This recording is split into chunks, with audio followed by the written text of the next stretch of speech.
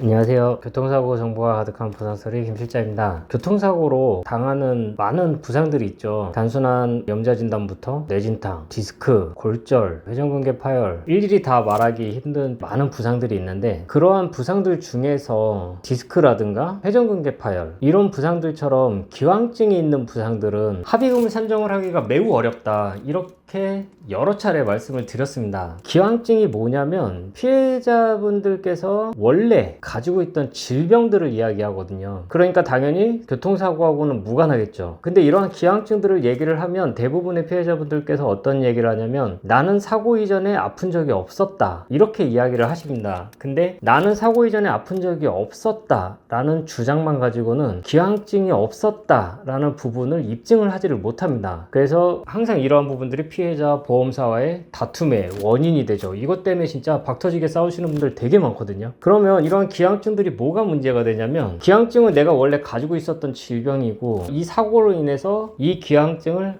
악화시킨 것만큼 평가를 해서 이걸로 손해배상액을 산정을 해야 되는데, 그게 어렵고 그 부분으로 합의금을 산정을 하다 보니까 합의금이 굉장히 작아요. 그래서 이러한 부분에 대해서도 문제가 생기고, 그냥 기왕증 기여도가 있는 이러한 부상들은 다 어려워요.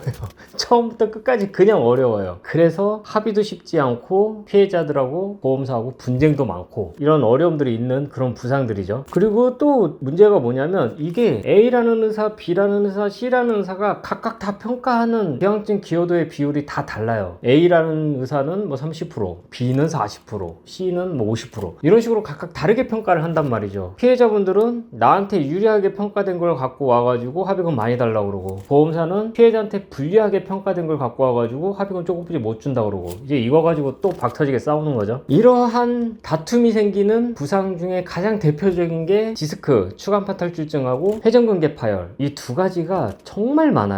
그래서 이걸로 인한 소송도 많고, 오히려 보험사에서 채무부정제 소송을 거는 가장 대표적인 부상 중에 하나가 디스크와 회전근개 파열이죠. 그래서 오늘은 이 회전근개 파열은 과연 합의금을 얼마를 받아야 되는지, 이러한 질문들도 굉장히 많고 이거에 대해서 궁금해 하시는 분들도 굉장히 많기 때문에 도움이 될런지는 모르겠지만 제가 아는 선에서 최대한 말씀을 좀 드려보려고 합니다. 시작을 하기에 앞서서 수술을 한 케이스와 수술을 하지 않은 케이스, 두 가지 케이스로 좀 나눠지기 때문에 각각 설명을 해야 되는 부분이 있기는 한데, 수술을 하지 않은 케이스에서는 대부분 후유 장애가 인정되지 않는 경우가 많습니다. 어떤 장애 평가를 한다 하더라도 수술을 한 이후에 다시 평가를 해야 된다, 이런 식으로 판단되는 경우가 많기 때문에 대부분 보험사하고 합의를 할 때도 후유 장애로 합의를 하는 것보다는 그냥 향후 치료비 명목으로 보험사랑 합의를 하는 경우가 있고, 이런 향후 치료비 명목으로 합의를 할 땐 제가 늘 뭐라고 말씀드렸죠? 피해자 하기 나름이다. 능력에 따라 합의금이 결정된다. 보험사랑 어떻게 이야기하느냐에 따라 합의금이 달라진다, 이렇게 말씀드렸어요. 그래서 대부분은 향후 치료비 명목으로 100만원 정도의 합의금 받고 사건 종결되는 경우가 대부분입니다. 굳이 금액을 말씀드리자고 한다면 보통 뭐 300에서 한 500만원 정도? 능력 되시는 분들이 이거보다 조금 더 높게 받으시고 뭐 6, 700 이런 식으로, 대부분은 3, 400, 4, 500 뭐 이 정도 금액대 가장 많이 받던 것 같아요. 이제 수술을 한 경우에 대해서 좀 이야기를 하려고 하는데, 수술을 한 경우에는 견관절, 어깨관절이죠. 어깨관절의 운동 각도에 따라서 장애율들을 산정을 하고 있거든요. 실무적으로는 18%의 노동력 상실률을 기준으로 해가지고 여기에서 기왕증 비율만큼 노동력 상실률을 감액을 하는 그러한 방법을 사용을 하고 있습니다. 그리고 장애 기간은 대부분 한시 2년에서 3년 정도, 그리고 가끔가다 영구장애가 나오시는 분들이 있죠. 근데 영구장애가 나온다는 거는 경험상 수술을 했는데도 팔이 안 움직여, 앞으로도 안 되고 뒤로도 안 되고, 이러한 운동장애가 꽤 오랜 시간이 경과를 했음에도 불구하고 남아있는 경우, 이럴 때는 영구장애로 평가되는 경우가 있는데 흔치는 않아요. 그래서 대부분은 한시장애로 평가되고 있다. 보험사랑 회전근개 파열로 인해 가지고 합의를 어느 정도 진행을 해보신 분들이라고 한다면 이런 이야기 들어보셨을 거예요. 기왕증을 뭐 70%, 80% 정도 적용을 해서 장애율은 뭐 5%대 정도가 나오고, 한시 뭐 1년, 한시 2년, 이 정도의 장애들을 산정을 해가지고 합의금을 제시를 할 겁니다. 보험사가 대부분 이래요. 그럼 이걸 합의금으로 산정을 하면 18%의 사고교도 30%면 5.4%죠. 5.4% 한시 1년이면은 한 200 얼마 나올 거예요. 상실 수익이. 한시 2년이면은 2배니까 400 얼마 나올 거예요. 금액 진짜 얼마 안 되죠. 기왕증 없이 18%의 노동능력 상실률이 다 인정된다고 하면 합의금 얼마나 될까요? 한시 1년일 때 한 700만원 정도, 한시 2년이면 2배니까 1400만원 정도 되겠죠. 이거 기준으로 기왕증 50%면 절반으로 깎이니까 한시 한시 1년일 때 한 350만원, 한시 2년일 때 한 700만원 정도. 여기에서 이제 소득이 도시령노인보다 높다고 한다면 이제 합의금 더 올라가게 될 거고요. 지금은 상실 수익만 계산을 한 거니까 여기에 이제 위자료, 입원하셨으면 휴업손해, 통원 받으셨으면 통원치료, 통원 일당이라고 그러죠. 이런 것들 다 더해가지고 나오는 게 최종적으로 이제 합의금이 됩니다. 지금 말씀드린 것처럼 기왕증이 몇 프로인지에 따라서 합의금이 200만원에서 1000 얼마까지 막 왔다 갔다 해요. 합의금이. 그래서 합의금 예측이 불가능하다고 말씀을 드리는 겁니다. 실질적으로 소송을 해도 이거는 누가 봐도 외상성 파열이래, 의사가. 그래가지고 소송을 했어. 근데 외상성 파열이 아니래요. 그래가지고 판결금 막 80만원 이렇게 받는 판결도 있었었고, 누가 봐도 기왕증이래요, 퇴행성이래요. 소송을 했어. 사고 기여도도 높게 나오고 또 영구장애까지 나와가지고 판결금이 막 수천만원 막 이렇게 되는 경우도 있었었고, 그러니까 아예 예측 자체가 불가능한 거예요. 이런 상황이다 보니까 피해자분들께서 내가 회전근개 파열로 수술을 했는데 합의금 얼마 받아야 되냐 이렇게 질문을 하시면 답변을 드리기가 굉장히 난감한 거예요. 뭐 200만원이 될 수도 있고 1000만원이 될 수도 있고 이렇게뿐이 답변을 못 드리는 거예요. 그래도 피해자분들께서는 또 보험사랑 합의를 해야 되는 입장이다 보니까 어떠한 기준들이 좀 필요하실 텐데, 개인적인 생각을 말씀드리자면은 18%의 절반이면 9%죠. 9% 한시 2년 정도를 산정을 하면 아까 잠깐 말씀을 드리긴 했지만 상실 수익으로 한 700만원 정도가 산정이 될 거예요. 여기에다가 위자료, 뭐 입원하셨으면 휴업손해, 수술하셨으니까 흉터 있으실 거예요. 흉터 성형 수술 비용 이런 것들 다 더해주게 된다고 한다면 800, 900에서 1000만원 이 정도 금액이 되실 거예요. 이 정도의 합의금이면 합의를 조금 고려해 볼 상황이지 않을까, 굉장히 조심스럽게 개인적으로 제 의견은 이렇습니다. 근데 또 이게 무조건 이렇게 판단하기가 또 어려운 게, 피해자분의 나이가 많을수록, 팔을 많이 쓰는 직업이실수록, 또 과거에 기형증이 있으신 분일수록 합의금은 더 적어져야 될 거고요. 피해자의 소득이 높을수록, 나이가 어릴수록 이런 부분들 때문에 또 합의금이 높아져야 되는 분들도 있고, 그래서 제가 생각하는 이것도 무조건 정답이라고 말씀드리기도 어려워요. 결국은 디스크나 회전근개 파열은 합의금 예측이 불가능하다. 안타깝지만 상황이 이렇다. 그래서 이런 부분들 참고하셔가지고 보험사랑 합의를 하시는데, 아, 회전근개 파열이라는 부상이 이런 거구나, 내가